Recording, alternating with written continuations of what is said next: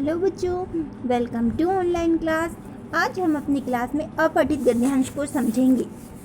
ठीक है, अपठित गद्यांश में होते हैं, जैसे मैंने आपको पहले गद्यांश से समझाया था कि पाठ का जो है कोई भी पैराग्राफ आता है उसको आपको पढ़ना है और जो दिए गए प्रश्न हैं उनके आंसर्स उसी में छुपे हुए रहते हैं, आपको उसको ध्यान से पढ़कर उनके उत्तरों को देना है। इसी प्रकार से ये अपठित गद्यांश रहते हैं, ये आपके पाठ के नहीं रहते हैं, लेकिन आपको जो है इन्हें पढ़ना रहता है, अपठित रहते हैं। इससे पढ़िए और इसी में ही इनके आंसर्स छुपे रहते हैं। एक या दो प्रश्न व्याकरण संबंधी भी रहते हैं इसमें। ठीक है, जब इसके उत्तर मैं आपको बताऊंगी तब आपको समझ में आ जाएगा कि व्याकरण संबंधी क्वेश्चन भी किस प्रकार से पूछे जाएंगे। तो सबसे पहले मैं आपको ये अपठित गद्यांश पढ़कर बताती हूँ।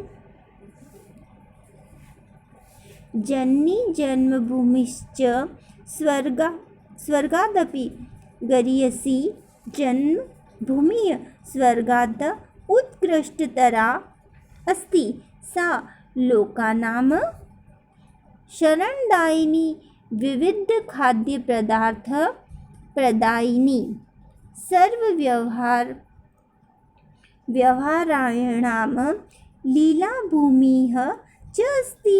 वैदिक ऋषि कथयति माता भूमि पुत्रो अहम पृथिव्यः वयं राष्ट्रभावनां राष्ट्रीयचरित्रं त्यागभावनां विना राष्ट्रस्य रक्षणं कुर्याम न पार्याम परस्य परेकय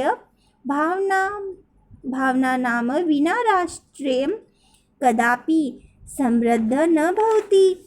अतः अस्माभिः स्वार्थं परित्यज्य देशस्य देशवासिनां च सेवा तत्म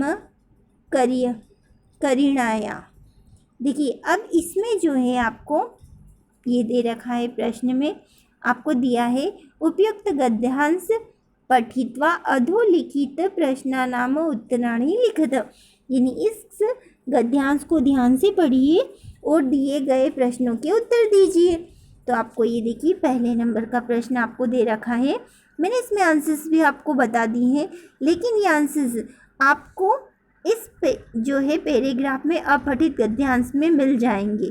ठीक है, जैसे कि पहला प्रश्न है आपका, जन्मभूमि कस्मात् गरीयसी। तो ये फर्स्ट लाइन में ही मिल रहा है आपको, है ना, यहाँ से यहाँ तक कि जन्मभूमि स्वर्गात् गरीयसी। ठीक है, जन्मभूमि स्वर्गात् गरीयसी।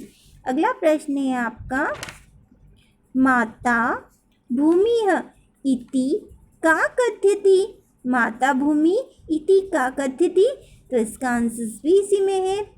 वैदिक ऋषि माता भूमि पुत्रो अहम प्रथितवाः इति कथ्यति।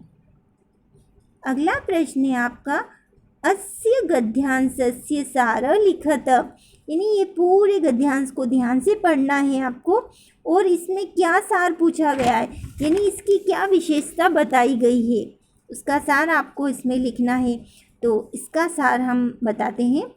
अस्य गद्यांशस्य सार अस्ति जननी जन्मभूमि स्वर्गात् अपि श्रेष्ठ। यानी इसमें सार में हमें पता चल रहा है कि ये तो जन्मभूमि के बारे में बताया गया कि जन्मभूमि जो है स्वर्ग से भी महान बताई गई है, श्रेष्ठ बताई गई है।